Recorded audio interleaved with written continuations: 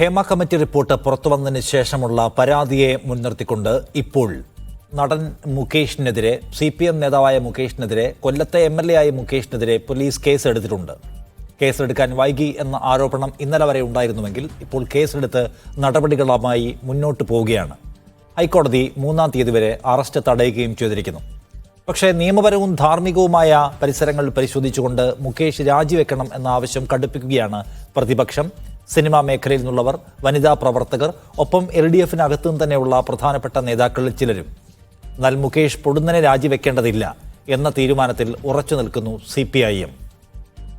ഇത്ര ഗുരുതരമായ ആരോപണം ഉയർന്നു വരുമ്പോൾ സിനിമാ മേഖലയെ ആകെ തന്നെ പിടിച്ചുകുലുക്കിയ ഒരു സംഭവത്തിന്റെ തുടർച്ചയിൽ ഒരു പ്രധാന നേതാവ് തന്നെ കുടുങ്ങുമ്പോൾ അയാളെ രാഷ്ട്രീയമായി സംരക്ഷിക്കാൻ CPM എടുക്കുന്ന തീരുമാനം എങ്ങനെയാണ് നീതീകരിക്കപ്പെടുക?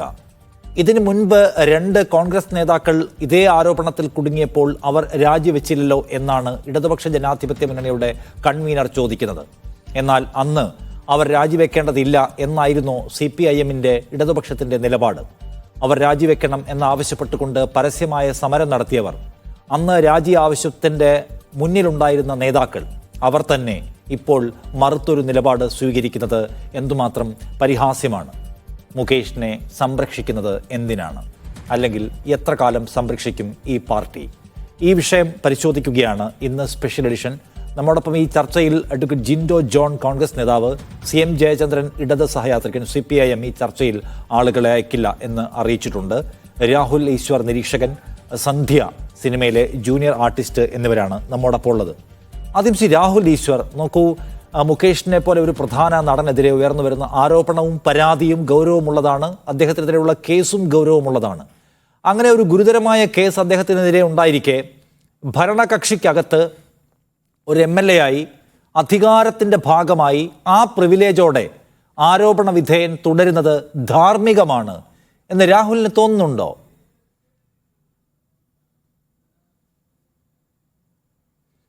100% ധാർമ്മികം തന്നെയാണ്. അതിനുള്ള കൃത്യമായ ഉത്തരം കൂടെ പറയാം. ശ്രീ മുകേഷിനെ സംരക്ഷിക്കുന്ന, അല്ലെങ്കിൽ ഇതുവരെയെങ്കിലും സംരക്ഷിക്കുന്ന മുഖ്യമന്ത്രി സഖാവ് പിണറായി വിജയന്റെ നിലപാടിന് അഭിവാദ്യം അർപ്പിക്കുന്നു. CPM-ന്റെ നിലപാടിന് അഭിവാദ്യം അർപ്പിക്കുന്നു. ഉമ്മൻചാണ്ടി സാറിന് എതിരെ ഇതുപോലെ പരാതി വന്നല്ലോ. ഞാൻ ഉമ്മൻചാണ്ടി സാറിന്റെ വലിയ ഫാനാണ്, വ്യക്തിപരമായി എനിക്ക് അറിയാവുന്ന കുടുംബമാണ്. ഉമ്മൻചാണ്ടി സാർ രാജിവെച്ചില്ലല്ലോ. എന്തുകൊണ്ടാണ് CPM ഇത് ചെയ്യുന്നത്? അങ്ങ് പ്രധാന ഒരു ചോദ്യം ചോദിച്ചു. അതായത് കോൺഗ്രസിന്റെ MLA-മാർക്കെതിരെ, LOസിനെതിരെയൊക്കെ പരാതി വന്നപ്പോൾ കോൺഗ്രസ് അവരെ രാജിവെപ്പിച്ചില്ലല്ലോ. എന്തുകൊണ്ടാണ് CPM ഇങ്ങനെ ഒരു നിലപാടെടുക്കുന്നത്? അത് അറിഞ്ഞിരിക്കണം. അത് വലിയൊരു തത്വശാസ്ത്രമാണ്. ആ തത്വശാസ്ത്രത്തിന്റെ പേര് ആരാൻ്റെ അമ്മയ്ക്ക് ഭ്രാന്ത് പിടിച്ചാൽ കാണാൻ രസമാണ്. പക്ഷേ അത് സ്വന്തം അമ്മയ്ക്കോ സ്വന്തം പെങ്ങൾക്കോ സ്വന്തം അച്ഛനോ സ്വന്തം മോനോ ആകുമ്പോൾ മാത്രമേ നമുക്ക് പൊള്ളുകയുള്ളൂ. ആരാൻ്റെ കാര്യത്തിൽ തത്വം പറയാൻ എളുപ്പമാണ്, പക്ഷേ സ്വന്തം കാര്യത്തിലേക്ക് വരുമ്പോൾ സത്യം നോക്കി മാത്രമേ നമ്മൾ നിലപാട് സ്വീകരിക്കൂ. ശ്രീ മുകേഷ് അല്ല, ശ്രീ സിദ്ദിഖ് അല്ല, ശ്രീ രഞ്ജിത്ത് അല്ല, ആർക്കെതിരെ ആരോപണം വന്നാലും ആ ആരോപണം പരാതിയായി കോടതി അവരെ കുറ്റക്കാരനാണെന്ന് കണ്ടെത്തുന്നത് വരെ അവർ മാറേണ്ട യാതൊരു ആവശ്യവുമില്ല. ബാക്കിയുള്ളത് മീഡിയയിലൂടെ അല്ലെങ്കിൽ പൊളിറ്റിക്കൽ പാർട്ടികളുടെ പ്രൊപ്പഗാൻഡയും പ്രഷറും മാത്രമാണ്. ഒരു വരിയും കൂടെ പറയാനെങ്കിൽ എനിക്ക് അവസരം തരണം. നമ്മുടെ നാട്ടിൽ പലപ്പോഴും ഈ പ്രൊപ്പഗാൻഡയ്ക്കും പ്രഷറിനും വശംവദരായി പലരും വീഴാറുണ്ട്. ഏകദേശം 1000 ദിവസത്തിലധികമായി യാതൊരു കുറ്റവും ചെയ്തിട്ടില്ലെങ്കിലും ട്രയലോ ബെയിലോ ഇല്ലാതെ ഉമർ ഖാലിദ് അടക്കമുള്ളവർ ജയിലിൽ കിടപ്പുണ്ട്. 1.5 വർഷം സിദ്ദിഖ് കാപ്പനെ പ്രത്യേകിച്ച് യാതൊരു കുറ്റവും ചെയ്തില്ല, ന്യൂസ് കവർ ചെയ്യാൻ പോയതാണ്, പുള്ളിയെ പിടിച്ച് ജയിലിലിട്ടു. ഉത്തരേന്ത്യയിലെ നമ്മുടെ അല്ലെങ്കിൽ നമ്മുടെ സഹോദരങ്ങളായ കുറച്ച് തീവ്ര വലതുപക്ഷവാദികൾക്ക് മുസ്ലിങ്ങളെ പിടിച്ച് ജയിലിലിട്ടിട്ട് അവർ പറയും നമ്മൾ രാജ്യരക്ഷയ്ക്ക് വേണ്ടിയാണ് ചെയ്തത്, ഭാരതമാതാവിന് വേണ്ടിയാണ് ചെയ്തത്, ഈ രാജ്യസുരക്ഷയ്ക്ക് വേണ്ടിയാണ് ചെയ്തത്. അതേപോലെ നമ്മുടെ നാട്ടിലെ കുറച്ച് തീവ്ര ഇടതുപക്ഷക്കാർ പുരുഷന്മാരെ ജയിലിൽ പിടിച്ചിട്ടിട്ട് ഇതെല്ലാം ഞങ്ങൾ സ്ത്രീകൾക്ക് വേണ്ടിയാണ് ചെയ്യുന്നത്, സ്ത്രീ സുരക്ഷയ്ക്ക് വേണ്ടിയാണ് ചെയ്യുന്നത്, നമ്മുടെ അമ്മ പെങ്ങന്മാരുടെ സെന്റിമെന്റ്സിന് വേണ്ടിയാണ് ചെയ്യുന്നത് എന്ന് പറയുന്നേ ഉള്ളൂ. അവിടെ കല്ലെറിയാൻ സൗകര്യമുള്ളത് അവിടെ ശക്തിയില്ലാത്ത ഗ്രൂപ്പിനെയാണ്. ഇവിടെ കല്ലെറിയാൻ കൂടുതൽ ശക്തിയുള്ളത് തീവ്ര ഇടത് അല്ലെങ്കിൽ എക്സ്ട്രീം ലെഫ്റ്റിനാണ്. ആ എക്സ്ട്രീം ലെഫ്റ്റ് കയ്യടിക്ക് വേണ്ടി, നാട്ടുകാരെ കാണിക്കാൻ വേണ്ടി, ഫാഷനബിളിന് വേണ്ടി, അല്ലെങ്കിൽ പ്ലേയിങ് ടു ദി ഗാലറി, അതായത് ചീപ്പായിട്ട് ഷോയ്ക്ക് വേണ്ടി, നാട്ടുകാരുടെ കയ്യടി കിട്ടാൻ വേണ്ടി ചെയ്യുന്നതാണ്. ഇല്ലെങ്കിൽ ഒന്ന് ആലോചിച്ച് നോക്കൂ, ശ്രീ സിദ്ദിഖിനെതിരെ അടക്കം 2019 ഇതേ ആരോപണം വന്നതല്ലേ? മുകേഷിന് ഇന്നലെ വരെ പറയാത്ത ആരോപണങ്ങൾ ഇന്ന് വീണ്ടും വന്നു. ബലാത്സംഗം അടക്കമുള്ള കാര്യങ്ങൾ വന്നു. ഈ പിന്നെ വെർബൽ റേപ്പ് വന്നു, വെർബൽ അബ്യൂസ് ജയസൂര്യക്കെതിരെ അടക്കം വന്നു. എത്ര പരാതി വരും? നാളെ ശ്രീ നിഷാദ് റാവുത്തറിനെതിരെയും രാഹുൽ ഈശ്വറിനെതിരെയും ഇത് വരും. അന്ന് നമ്മളെ സപ്പോർട്ട് ചെയ്യാൻ ആരും ഉണ്ടാവില്ല. കാര്യം എന്തുകൊണ്ടാണെന്നറിയാമോ? നമ്മൾ അൺടച്ചബിളായി മാറും, നമ്മൾ അസ്പർശ്യരായി മാറും, നമ്മൾ മോശക്കാരായി മാറും. എന്നിട്ട് നാളെ അനുകൂലമായിട്ട് വിധി വിധി വന്നാലോ ആരും കവർ ചെയ്യുക പോലുമില്ല. കഴിഞ്ഞ ഒരു വർഷത്തിനിടയ്ക്ക് അങ്ങനെ ഒരു പ്രൊഡ്യൂസർ ഉണ്ടായിരുന്നു. ആ പ്രൊഡ്യൂസർക്ക് നേരെ റോള് കിട്ടാത്തത് കൊണ്ട് ഒരു പെൺകുട്ടി അയാൾക്കെതിരെ കേസ് കൊടുത്തു. പീരീഡ് സമയത്ത് വയറ്റി ചവിട്ടി എന്നെ റേപ്പ് ചെയ്തു എന്നൊക്കെ പറഞ്ഞു. റോള് കിട്ടാത്തത് മാത്രമാണ്, ഇവർ തമ്മിൽ ബന്ധം ഉണ്ടായിരുന്നു. അതിനുശേഷം കോടതി കണ്ടെത്തി. ഏതെങ്കിലും മീഡിയ വാർത്ത കൊടുത്തോ? നമ്മുടെ ഒമർ ലുലു എന്ന ഡയറക്ടർ അടക്കമുള്ള ആൾക്കാർക്കെതിരെ റോള് കിട്ടാത്തതുകൊണ്ട് ഒരു കുട്ടി റേപ്പ് ചെയ്തു എന്ന് പരാതി കൊടുത്തു. അതായത് ഒമർ ലുലു ഒരു ദിവസം മോശമായി, ഇത്ര മാത്രമേ ഉള്ളൂ. നാളെ ഇത് ഏത് പുരുഷനും സംഭവിക്കാം. നമ്മുടെ അച്ഛൻ, നമ്മുടെ മകൻ, നമ്മുടെ സഹോദരൻ ജയിലിൽ നിന്ന് ഒരു വ്യാജ പരാതി അകലത്തിൽ മാത്രമാണ്. ഇത് കേട്ടോണ്ടിരിക്കുന്ന സ്ത്രീകളാണ് ഞങ്ങളെ സപ്പോർട്ട് ചെയ്യേണ്ടത്. നിങ്ങളുടെ അച്ഛൻ, നിങ്ങളുടെ മകൻ, നിങ്ങളുടെ സഹോദരൻ, നിങ്ങളുടെ ഭർത്താവ്, നിങ്ങളുടെ സുഹൃത്ത് ജയിലിൽ നിന്ന് ഒരു വ്യാജ പരാതി അകലത്തിൽ മാത്രമാണ്. ദിലീപിനെ യാതൊരു കാര്യവുമില്ലാതെ തെളിവില്ലാതെ വേട്ടയാടി ഇപ്പം മുകേഷിലേക്ക്, സിദ്ദിഖിലേക്ക്, രഞ്ജിത്തിലേക്ക്, ഓരോരുത്തരിലേക്കും ഇങ്ങനെ വ്യാപിക്കുകയാണ്. കാര്യം എന്താ? ഈ വേട്ടയാടൽ നമുക്കൊരു ആനന്ദമാണ്. ചോദിച്ചാൽ എന്ത് പറയും? എല്ലാ സ്ത്രീകൾക്ക് വേണ്ടിയാണ്. ഏതുപോലെ രാജ്യരക്ഷയ്ക്ക് വേണ്ടി കുറെ പേരെ, ഉമർ ഖാലിദിനെ എപ്പോഴും ജയിലിട്ടിരിക്കുകയാണ്. ഞാൻ സിദ്ദിഖാപ്പനെ സപ്പോർട്ട് ചെയ്ത് ട്വീറ്റ് ചെയ്തപ്പോൾ ഒരുപാട് പേര് ഡൽഹിയിൽ നടക്കും എന്നെ വിളിച്ചു പറഞ്ഞു, രാഹുൽ ഈശ്വർ എന്താണ് നിനക്ക് രാജ്യസ്നേഹം കുറഞ്ഞു പോയോ? നമ്മുടെ രാജ്യരക്ഷ പ്രധാനമല്ലേ എന്ന്.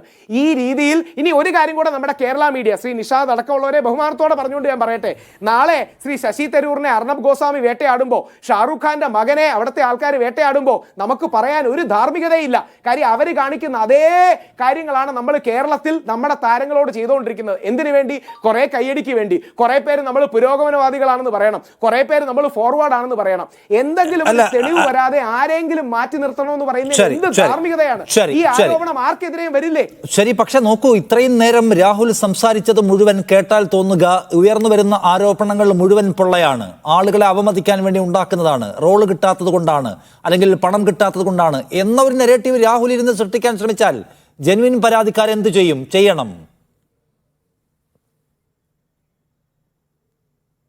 വളരെ കറക്റ്റ് ചോദ്യം. അവിടെയാണ് ജെനുവിൻ പരാതിക്കാരും കൂടെ നമ്മളെ സപ്പോർട്ട് ചെയ്യണം. കാര്യം ഈ ഫേക്ക് മീ ടു അലിഗേഷൻസ് വരുന്നത് യഥാർത്ഥത്തിൽ ജെനുവിൻ പരാതികളുടെ ക്രെഡിബിലിറ്റി കുറയ്ക്കും. സിനിമാ മേഖലയായിട്ടൊക്കെ അടുത്ത് ബന്ധമുള്ള ആളാണ് ഞാൻ, കേരളം മാത്രമല്ല തമിഴ്നാട്, ഹിന്ദിയൊക്കെ. അപ്പം നമ്മുടെ മേഖലയിൽ എക്സ്പ്ലോയിറ്റേഷനും സെക്സ്പ്ലോയിറ്റേഷനും നടക്കുന്നുണ്ട്, നമുക്കറിയാം. ചാൻസ് നിഷേധങ്ങളുണ്ട്. പാർവതി തിരുവോത്ത്, ഞങ്ങൾ ഒരുമിച്ചാണ് ഞങ്ങളുടെ കരിയർ തുടങ്ങിയത് ആ ടി വിയിൽ. പാർവതി തിരുവോത്തിനടക്കം ബോൾഡായ സ്റ്റാൻഡ് കാരണം അവരുടെ അവസരങ്ങൾ പോയിട്ടുണ്ട്. അവരുടെ ഫെമിനിസ്റ്റാണ്, എനിക്കവരോട് ആശയപരമായ യോജിപ്പില്ല, പോയിട്ടുണ്ട്. അപ്പം ഇത്തരം ജെനുവിനായ കാര്യങ്ങൾ എടുക്കണം. ഹേമ കമ്മിറ്റി പറയുന്നത് എടുത്താൽ മതി. ഹേമ കമ്മിറ്റി തുടങ്ങുമ്പോൾ ഹേമ കമ്മിറ്റി പറയുന്ന വാചകം ഈ ദുരനുഭവങ്ങൾ സാർവത്രികമല്ല, let me start with a caveat എന്ന് പറഞ്ഞാണ് അവർ തുടങ്ങുന്നത്. അതുകൊണ്ട് എല്ലാവരെയും കരിവാരത്തേക്കാനും ആരോപണം വന്ന ഉടനെ അതിനെ വെളിപ്പെടുത്തലെന്നെങ്കിലും വിളിക്കാതിരുന്നാൽ മതി. ഒരു ആരോപണം വന്നു, സിദ്ദിഖിനെതിരെ വന്നു, ദിലീപിനെതിരെ വന്നു, അല്ലെങ്കിൽ സുധീഷിനെതിരെ വന്നു, മരിച്ചുപോയ മാമുക്കോയ്ക്കെതിരെ വന്നു, അത് വെളിപ്പെടുത്തൽ നടത്തി പറയണമെന്ന് പറയുന്നത് ശരിയല്ല. ഒരു വരി കൂടി, ആരെയും സർക്കാസ്റ്റിക് ആയിട്ട് പറയാൻ വേണ്ടിയല്ല, ഒരു പ്രമുഖ ചാനൽ അടക്കം ഇന്ന് കൊടുത്തിരിക്കുന്ന വെളിപ്പെടുത്തൽ രേഷ്മയും മറിയയും പീഡനം നേരിട്ടു, ചൂഷണം നേരിട്ടു എന്ന് ഷക്കീല എന്നാണ്. ഷക്കീല മോഹൻലാലിനും മമ്മൂട്ടിക്കെതിരെ. ഷക്കീലയ്ക്ക് ഒരു കുഴപ്പം ഉണ്ടായിട്ടില്ല കേട്ടോ, അങ്ങനെയല്ല, അത് അവരുടെ ജോലി അല്ലെങ്കിൽ അവർ അഭിനയിക്കുന്നത്. പക്ഷേ എന്തെങ്കിലും രീതിയിൽ സെൻസേഷണലിസം ഉണ്ടായി നമ്മുടെ ആൾക്കാരെ അപകീർത്തിപ്പെടുത്തുമ്പോൾ ഈ ബൂമറാങ് നാളെ നമുക്ക് നേരെയും വരും, നമ്മുടെ കുടുംബങ്ങളും നമ്മുടെ വരുന്ന തലമുറകൾക്ക് നേരെ വരും. അതുകൊണ്ട് പുരുഷനെ കൈകാലിട്ടിട്ട് നീന്താൻ പറയരുത്. ആരോപണങ്ങൾ വരട്ടെ, അത് തെളിയിക്കട്ടെ, തെളിയിച്ചാൽ ഞാൻ അതിനകത്ത് ഒരു വലിയ തർക്കത്തിലേക്ക് പോകുന്നില്ല. അത് രാഹുൽ ഈശ്വറിന്റെ നിലപാട് അതാണ്, പുരുഷന്മാരെ വേട്ടയാടരുത് എന്നതാണ് രാഹുൽ ഈശ്വറിന്റെ നിലപാട്. അതിനകത്ത് പരാതിയുടെ തെളിവും കോടതി ഉത്തരവും വരാതെ ആരെയും നമ്മൾ ജഡ്ജ് ചെയ്യാൻ പാടില്ല എന്നതാണ് രാഹുലിന്റെ മുൻപേ ഉള്ള നിലപാടതാണ്. ഇടതു സഹയാത്രികനായ CM ജയചന്ദ്രൻ കൂടി നമ്മോടൊപ്പം. ജയചന്ദ്രൻ, നോക്കൂ, ഇത് ഇടതുപക്ഷ ധാർമ്മികതയ്ക്ക് നിരക്കുന്നതല്ല എന്ന പോയിന്റ് ഉന്നയിക്കുന്ന ആളുകൾ പുറത്തുള്ളവരല്ല, അകത്ത് തന്നെ നിൽക്കുന്ന ആളുകൾ അതിനെക്കുറിച്ച് സംസാരിക്കുന്നു. സമാനമായ ഇൻസിഡൻസിൽ ഇടതുപക്ഷം സ്വീകരിച്ചിട്ടുള്ള ധാർമ്മികമായ പൊസിഷൻ ഇത്തരം ആളുകൾ മാറി നിൽക്കണം എന്നതാണ്. പക്ഷേ ഇവിടെ വരുമ്പോൾ ആ ധാർമ്മികത ഇപ്പോൾ മാറി മറിയുന്നു. ആനി രാജയെ പോലെയുള്ള CPIയിലെ തന്നെ പ്രധാനപ്പെട്ട മറ്റു നേതാക്കളൊക്കെ നമുക്കിത് ഗുണമല്ല കേട്ടോ എന്ന് LDFനെ ഓർമ്മിപ്പിക്കുന്നു. അതുകൊണ്ട് മുകേഷ് നിൽക്കുന്ന സമയം തോറും ഗുണമല്ല, സംരക്ഷിച്ചു പിടിക്കുമ്പോൾ കിട്ടുന്നതിനേക്കാൾ കിട്ടും എന്താ പറയുന്നത്, ഒരാളെണ്ണം അവിടെ ഉണ്ടല്ലോ എന്ന് വിചാരിക്കുന്നുണ്ടെങ്കിൽ അത് ഉണ്ടാക്കുന്ന ഡാമേജ് ചെറുതല്ല എന്ന് വിചാരിക്കുന്ന ആളുകൾ അതിനകത്ത് തന്നെ ഉണ്ട് എന്നത് കാണേണ്ട കാര്യമല്ലേ?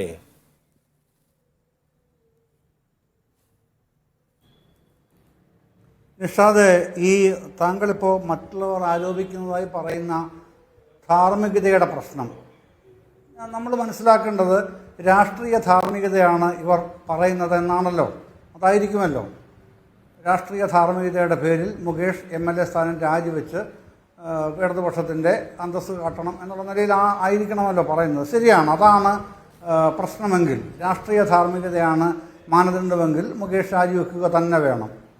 അവരുടെയൊക്കെ നിലപാട് ശരിയുമാണ്. പക്ഷേ എനിക്ക് വ്യത്യസ്തമായൊരു അഭിപ്രായമുണ്ട് നിഷാദ്. കാരണം ഈ രാഷ്ട്രീയ ധാർമ്മികത പറയുന്നതോടക്കമാണ് ഞാൻ ചോദിക്കുന്നത്. രാഷ്ട്രീയ നൈതികത എന്നുണ്ട്, നീതിബോധം. രാഷ്ട്രീയത്തിൽ ധാർമ്മികത മാത്രമല്ല, നീതിബോധം കൂടെ വേണം. അതിന് നമ്മളുടെ മുമ്പിൽ തന്നെ തെളിവുമുണ്ട്. കേരള നിയമസഭയിൽ തന്നെ ഒരു MLAയ്ക്ക് തന്നെ, ഞാൻ എൽദോസ് കുന്നപ്പള്ളിയുടെയും എം വിൻസെൻറ്റിൻ്റെയും പുറകെ പോകുന്നില്ല, ഞാനത് പറയാൻ ഉദ്ദേശിക്കുന്നുമില്ല. പക്ഷേ അതിനു മുൻപ് 2013 ജൂലൈയിൽ ഒരു സംഭവം ഉണ്ടാകുന്നുണ്ട്. അങ്കമാലി MLA ആയിരുന്ന ജോസ് തെറ്റയിലിനെതിരെ പീഡന പരാതി, ബലാത്സംഗ പരാതി, സ്ത്രീത്വത്തെ അപമാനിച്ചു എന്ന പരാതി. ആ പരാതിയുടെ പേരിൽ അദ്ദേഹം നേരിട്ട വേട്ടയാടലുകളെക്കുറിച്ച് എത്രയൊക്കെയാണെന്നുള്ളത് നിഷാദിന് ഓർമ്മയുണ്ടാവുമല്ലോ.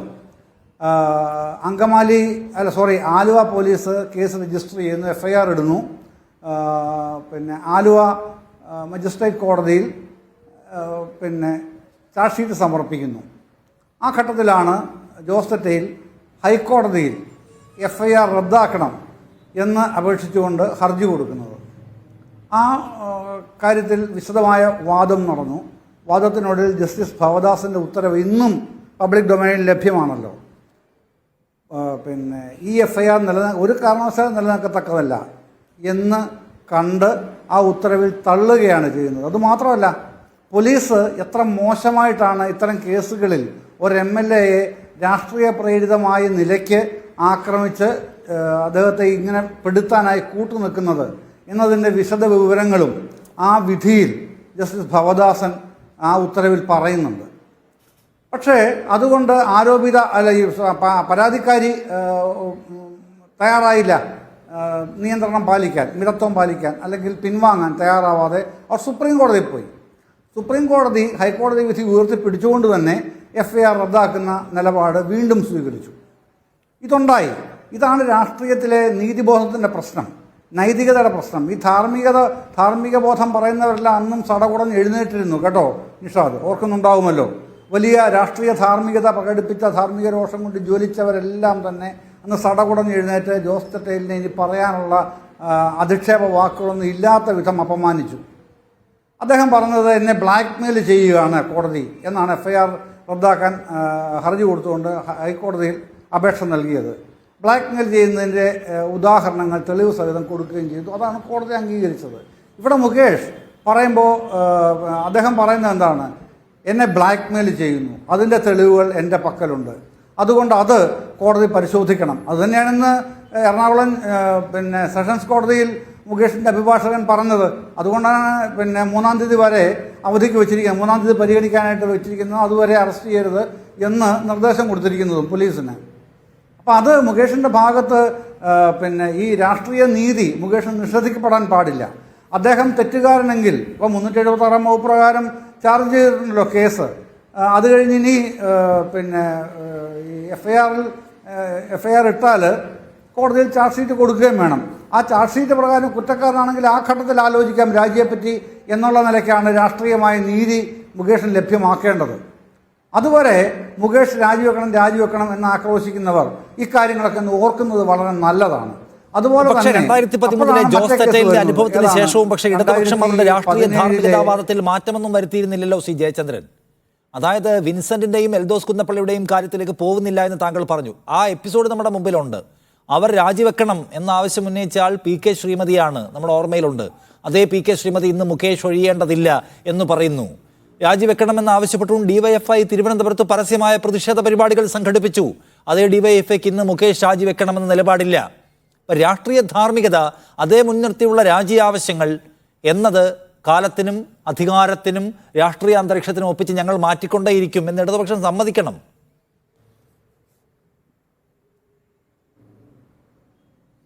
അല്ല, അങ്ങനെയല്ല. ഇപ്പോൾ വ്യക്തിപരമായി നേതാക്കൾ പറഞ്ഞിട്ടുണ്ടാവും. ഇപ്പോൾ സഖാവ് ആനി രാജ പറഞ്ഞില്ലേ മുകേഷ് രാജിവെക്കണം.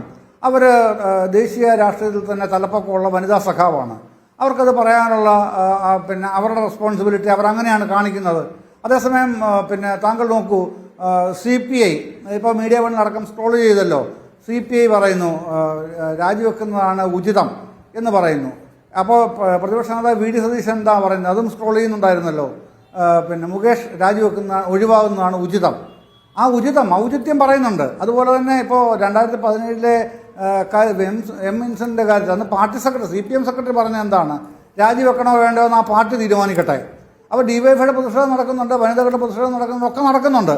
അതിൻ്റെ ഒടുവിലാണ് ഈ നിലപാട് വരുന്നത്. ആ പാർട്ടി തീരുമാനിക്കട്ടെ. അതുതന്നെയാണ് 2022 പിന്നെ എൽദോസിൻ്റെ കേസ് വന്നപ്പോഴും പാർട്ടി എന്നുള്ള നിലയിൽ CPM സ്വീകരിച്ച നിലപാട്. അത് ആ പാർട്ടി തീരുമാനിക്കട്ടെ എന്നുള്ളത് തന്നെയാണ്. കാരണം ഇവിടെ പ്രശ്നം വരുന്ന ഇതാണ്, ആരോപണം ഉന്നയിക്കപ്പെടുന്ന ആരോപണങ്ങൾ തെളിയിക്കപ്പെടുന്നില്ലെങ്കിൽ സംഭവിക്കുന്ന എന്താണ്, രാഷ്ട്രീയമായ ധാർമ്മികതയുടെ പേരിൽ സംഭവിക്കുന്ന രാഷ്ട്രീയമായ നീതിനിഷേധമാണ്. അതാണ് അന്നും CPM കണ്ടത്. പിൽക്കാലത്ത് പിന്നീട് മറ്റു രാഷ്ട്രീയ പാർട്ടികളും അത് കാണുന്നത് കൊണ്ടാണ് CPI ഔചിത്യം എന്ന് പറയുന്നത്, ഉചിതം എന്ന് പറയുന്നത്. മറ്റേ കോൺഗ്രസ് പ്രശ്നമുണ്ട്. വ്യക്തികളിലേക്ക് ചുരുക്കുകയാണെങ്കിൽ നമുക്ക് പല കാര്യങ്ങളെയും പിന്നീട് മാറ്റി വിശകലനം ചെയ്യേണ്ടി വരും. ഇപ്പോ PK ശ്രീമതി CPM-ന്റെ ഒരു മുഖവും അവർ പറയുന്നത് CPM-ന്റെ നിലപാടുമാണെന്നാണ് നമ്മൾ വിചാരിക്കേണ്ട സാധാരണ നിലയ്ക്ക്. അന്ന് അവർ ആവശ്യപ്പെട്ടിരുന്നു ഒരു വനിതാ നേതാവ് എന്ന നിലയ്ക്ക് വിൻസെന്റ് തുടരാൻ അർഹനല്ല, കോൺഗ്രസ് അദ്ദേഹത്തെ സംരക്ഷിക്കുകയാണെന്ന് DYFI സമരവും ചെയ്തിരുന്നു. പക്ഷേ ഇന്ന് ഈ PK ശ്രീമതിക്ക് ആ നിലപാടില്ല. അറ്റ്ലീസ്റ്റ് PK ശ്രീമതിക്കെങ്കിലും ആ നിലപാടില്ല എന്ന് കാണണം. അവർ വനിതാ നേതാവാണല്ലോ. അവരിപ്പോൾ പറയുകയാണ് മുകേഷ് രാജിവെക്കേണ്ടതില്ല എന്ന്. അവരുടെ കാര്യത്തിൽ വിശദീകരണം നൽകാൻ പാർട്ടിക്ക് ബാധ്യതയുണ്ടല്ലോ. ഞാനൊന്ന് വരാം. ജിൻഡോ ജോൺ, ഇതിനകത്ത് CPM ചില കാര്യങ്ങൾക്ക് കാത്തിരിക്കുകയാണ്.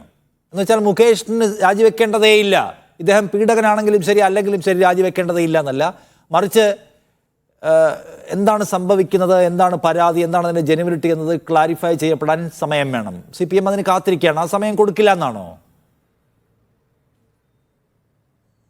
അല്ല, നമ്മൾ നിഷാദെ, നമ്മൾ ഇക്കാര്യത്തിൽ നമ്മൾ പ്രതിപക്ഷ നേതാവ് നേരത്തെ പറഞ്ഞിട്ടുണ്ടല്ലോ, ഇക്കാര്യത്തിൽ മുകേഷ് രാജിവെക്കണമെന്നാണ് ഉചിതം. അതുമാത്രമല്ല, അത് ആ പാർട്ടിയും അദ്ദേഹമാണ് തീരുമാനിക്കേണ്ടത് എന്നുള്ള അഭിപ്രായം നമ്മൾ ആദ്യമേ പറഞ്ഞു വെച്ചിട്ടുണ്ട്. പക്ഷേ ആ ഘട്ടത്തിൽ നിന്നൊക്കെ കടന്ന് കുറേ കൂടി മുമ്പോട്ട് പോയിരിക്കുന്നു. മുകേഷ് രാജിവെക്കുന്നത് അത്യാവശ്യമാണ് എന്നുള്ള രീതിയിലേക്ക് പൊതുജന അഭിപ്രായം രൂപപ്പെടുന്ന സാഹചര്യം വന്നു. അതെങ്ങനെയാണ്? മറ്റ് ഈ വിഷയങ്ങളുമായി ബന്ധപ്പെട്ട് ഹേമ കമ്മിറ്റി റിപ്പോർട്ട് പുറത്തു വന്നതിന് ശേഷം ഉണ്ടായിട്ടുള്ള അലയൊലികൾ ഭാഗമായിട്ട് വിവിധ ആളുകൾക്കെതിരെ ആരോപണങ്ങൾ വന്നിട്ടുണ്ട്. പക്ഷെ അതിൽ നിന്നെല്ലാം വ്യത്യസ്തമായിട്ട് മുകേഷിനെതിരെ തുടരെ വരുന്നു. ഒന്നിൽ കൂടുതൽ ആളുകൾ പറയുന്നു ആ വിഷയങ്ങളിലെല്ലാം മുകേഷ് പോലും സമ്മതിക്കുന്നുണ്ട് പണ്ട് നടന്നതല്ലേ എന്ന്. പണ്ട് നടന്നു എന്ന് മുകേഷ് പോലും സമ്മതിക്കുന്നു. ഇത് പലവട്ടമാണ്. മുകേഷിനെ കുറിച്ച് അദ്ദേഹത്തിന്റെ മുൻ 2 ജീവിത പങ്കാളികളും പറഞ്ഞിട്ടുള്ള സ്റ്റേറ്റ്മെന്റുകൾ നമ്മുടെ മുമ്പിലുണ്ട്. അദ്ദേഹത്തിന്റെ പാർട്ടി കൊല്ലം ജില്ലാ കമ്മിറ്റിയിൽ എത്ര ആളുകൾ അദ്ദേഹത്തെ പിന്തുണയ്ക്കുന്നു, അതുമായി ബന്ധപ്പെട്ട അഭിപ്രായങ്ങൾ എന്തൊക്കെയാണെന്ന് നമ്മൾക്കറിയാം. അദ്ദേഹത്തിന്റെ കുടുംബാംഗങ്ങൾ, അദ്ദേഹത്തിന്റെ പാർട്ടി, അദ്ദേഹത്തിന്റെ മണ്ഡലത്തിലെ ആളുകളുടെ ഒക്കെ അഭിപ്രായം നമുക്കറിയാം. അതൊക്കെ അവിടെ നിൽക്കുമ്പോൾ തന്നെ മുകേഷിന് ഈ പാർട്ടിയും ഈ സംസ്ഥാന സർക്കാരും വലിയ പ്രിവിലേജ് കൊടുക്കുന്നു എന്ന് നമ്മൾ കാണണ്ടേ? അദ്ദേഹത്തിന്റെ ഈ ആരോപണങ്ങൾ നിലനിൽക്കുമ്പോഴാണ് 2 വട്ടം നിയമസഭാ സീറ്റ് കൊടുക്കുന്നതും കഴിഞ്ഞ പാർലമെന്റ് ഇലക്ഷനിൽ അദ്ദേഹത്തെ മത്സരിപ്പിക്കുന്നു. അത്രത്തോളം പ്രിവിലേജ്ഡ് ആയിട്ടുള്ള മുകേഷ് വീണ്ടും MLA സ്ഥാനത്ത് തുടർന്നാൽ ഇപ്പോഴും സിനിമയുടെ നയരൂപീകരണ സമിതിയിൽ തുടരുകയും കൂടി ചെയ്യുന്നു.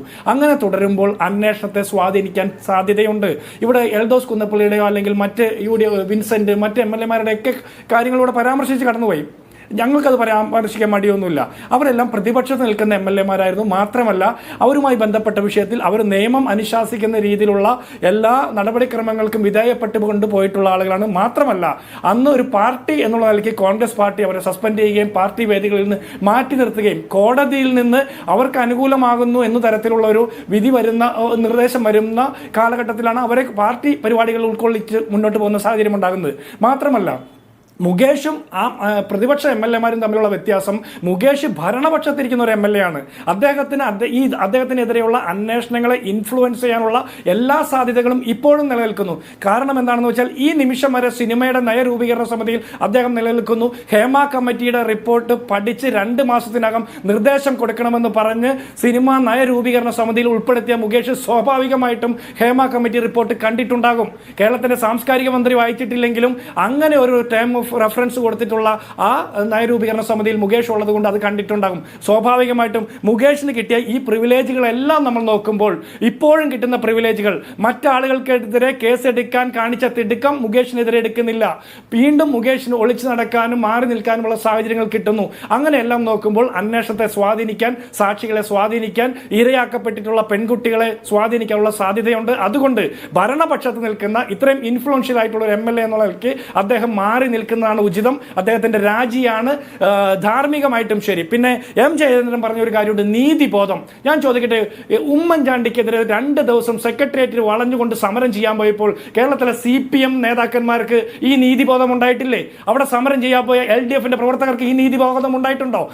ഈ പിണറായി വിജയന്റെ കീഴിലുള്ള 3 അന്വേഷണ ഉദ്യോഗസ്ഥന്മാർ അന്വേഷിച്ചിട്ട് നടപടിയെടുക്കാൻ സാധ്യമല്ല എന്ന് പറഞ്ഞിട്ട് പോലും ഈ സരിത എസ് നായർ എന്ന് പറഞ്ഞ വ്യക്തിയെ കൊണ്ട് കുറ്റാരോപിതയായിട്ടുള്ള വ്യക്തിയുടെ കയ്യിൽ നിന്ന് പരാതി എഴുതി വാങ്ങി CBIക്ക് പരാതി അന്വേഷണത്തിന് ഉത്തരവിട്ട സർക്കാർ, പിണറായി സർക്കാർ, അന്ന് നിങ്ങൾക്ക് നീതിബോധം ഉണ്ടായിട്ടില്ലേ?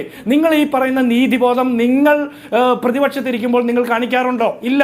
ഇവിടെ അതും ഇതുമായിട്ട് ഇക്വേറ്റ് ചെയ്യാൻ ഞാൻ ആഗ്രഹിക്കുന്നില്ല, അതും ഇതുമായിട്ട് ഇക്വേറ്റ് ചെയ്യാൻ പാടില്ല. രാഹുൽ ഈശ്വർ പറയുന്ന കേട്ടു, ഉമ്മൻചാണ്ടി സർക്കാരിനെ വേട്ടയാടിയില്ലേ, അത് കണക്കാണ് ഈ വേട്ടയാടലൊക്കെ എന്ന്. ഉമ്മൻചാണ്ടിക്കെതിരെ വേട്ടയാടിയത് എങ്ങനെയാണെന്നും ഏത് സാഹചര്യത്തിലാണെന്നും നമുക്ക് എല്ലാവർക്കും അറിയാമല്ലോ. അതുപോലെയാണോ സിനിമാ മേഖലയിലെ ഈ പെൺകുട്ടികൾ നിരന്തര പീഡനത്തിന് വിധേയമാക്കപ്പെട്ടുകൊണ്ട് ആ അതിക്രൂരമായിട്ടുള്ള അക്രമങ്ങളെ അതിജീവിച്ചുകൊണ്ട് കടന്നു വരുന്ന ആളുകൾ ഇന്ന് അവർക്കത് പറയാനുള്ള ശേഷി കിട്ടുമ്പോൾ, അതിനുള്ള ഒരു സാഹചര്യം സംജാതമാകുമ്പോൾ അതിനെതിരെ പറയുമ്പോൾ ഉമ്മൻചാണ്ടിക്കെതിരെ സരിത കൊടുത്ത പരാതിയുമായിട്ട് അതിനെ ഇക്വേറ്റ് ചെയ്യാൻ പാടില്ല. മാത്രമല്ല, താങ്കൾ പറഞ്ഞൊരു കാര്യം ഞാൻ ശ്രദ്ധിക്കുകയായിരുന്നു, ഇങ്ങനെ കുറേ പരാതികൾ വരുന്നു, ഇതിന്റെ ജെനുവിനിറ്റി പരിശോധിക്കപ്പെടണം എന്ന്. ശരിയാണ് താങ്കൾ പറഞ്ഞത്. ഇതിന്റെ ജെനുവിനിറ്റി പരിശോധിക്കേണ്ടത് ആരാണ്? എങ്ങനെയാണ് ജെനുവിനിറ്റി പരിശോധിക്കേണ്ടത്? അന്വേഷണം നടത്തണ്ടേ? ഇത്തരം ഒരു വിഷയം വരുമ്പോൾ അന്വേഷണം നടത്താതെ 4.5 വർഷക്കാലം ഈ ഹേമ കമ്മിറ്റി റിപ്പോർട്ട് തലയണക്കടിക്കിൽ വെച്ച് കിടന്നുറങ്ങിയ പിണറായി സർക്കാർ ഉത്തരവാദിത്തം പറയണ്ടേ? സാംസ്കാരിക വകുപ്പ് മന്ത്രി വായിച്ചിട്ടില്ല എന്ന് പറഞ്ഞ് അദ്ദേഹം ഉത്തരവാദിത്തം പറയണ്ടേ? അത് പറയാതെ അന്വേഷണം നടത്താതെ ജെനുവിനിറ്റി കണ്ടെത്തണം എന്ന് പറഞ്ഞാൽ ആരാണ് ജെനുവിനിറ്റി കണ്ടെത്തേണ്ടത്? ഇങ്ങനെ അരാജകമായിട്ടുള്ള സാഹചര്യം കേരളത്തിൽ ഉണ്ടാകാൻ കാരണം 1-ാം പ്രതി കേരളത്തിലെ സർക്കാർ തന്നെയാണ്, 2-ാം പ്രതി ഈ സിനിമാ സംഘടനകളാണ്. ഇന്ന് ഇവരെല്ലാവരും ഒന്നിച്ച് രാജിവെച്ച് ഒഴിഞ്ഞു പോകുന്ന സാഹചര്യം ഉണ്ടാകുന്നു. ഇവർക്കൊന്നും കണ്ട അറിവോ കേട്ട അറിവോ ഇല്ല എന്ന് പറയുന്നത് രാഹുൽ ഈശ്വർ ഇവരെയൊക്കെ വെള്ളപൂശാൻ ശ്രമിക്കുമ്പോൾ മറുപക്ഷത്ത് ആരോപണം ഉയർത്തിക്കൊണ്ട് പരാതി ഉന്നയിച്ചുകൊണ്ട് കടന്നു വരുന്ന പെൺകുട്ടികൾക്ക് വേണ്ടി ശബ്ദമുയർത്താൻ ആരാണുള്ളത്? അത് താങ്കളൊന്ന് പറയണ്ടേ? താങ്കൾ ഏത് പക്ഷത്താ? ആരോപണ വിധേയരായിട്ടുള്ള മുഴുവൻ ആളുകളുടെയും അവർക്ക് അനുകൂലമായിട്ട് ജെനുവിനിറ്റി പരിശോധിക്കണമെന്ന് പറയുമ്പോൾ മറുപക്ഷത്ത് താങ്കൾ ആക്രമിക്കപ്പെട്ടു, അതിക്രൂരമായിട്ട് റേപ്പ് ചെയ്യപ്പെട്ടു, പീഡിപ്പിക്കപ്പെട്ടു എന്നൊക്കെ പറയുന്ന പെൺകുട്ടികൾക്ക് വേണ്ടിയിട്ട് സംസാരിക്കാൻ താങ്കൾ എന്താ ശ്രമിക്കാത്തത്? ആ വിഷയത്തെക്കുറിച്ച് താങ്കൾ എന്തുകൊണ്ട് അഡ്രസ് ചെയ്യാതെ പോകുന്നത്? ശരി, അതിന് രാഹുൽ ഈശ്വർ മറുപടി വരട്ടെ. സന്ധ്യ, ജൂനിയർ ആർട്ടിസ്റ്റ്, ഈ വിഷയത്തിൽ ഇടപെടുന്ന ഒരാൾ കൂടിയാണ്, നമ്മോടൊപ്പം ഉണ്ട്. സന്ധ്യ, ഞാനൊരു കാര്യം പൊതുവായി ചോദിക്കുകയാണ്. ഇപ്പോൾ ഈ ഉയർന്നു വരുന്ന ആരോപണങ്ങൾ പലതും അട്ടിമറിക്കപ്പെടുന്നു, ശരിയാവണ്ണമുള്ള അന്വേഷണം നടക്കുന്നില്ല, FIRകൾ വൈകുന്നു, വൈകിയാൽ തന്നെ അവർക്ക് പൊളിറ്റിക്കൽ സംരക്ഷണം കിട്ടുന്നു, അവരിപ്പോഴും പ്രധാനപ്പെട്ട ഭരണഘടനാ പദവികളിൽ ഇരിക്കുന്നു എന്നൊക്കെയുള്ള ഡിസ്കഷനാണ് നമ്മൾ കണ്ടുകൊണ്ടേയിരിക്കുന്നത്. അതുകൊണ്ട് കാര്യങ്ങൾ ശരിയാവണ്ണമല്ല പോകുന്നത് എന്ന ഒരു നിരാശയോ മറ്റോ നിങ്ങൾക്കുണ്ടോ?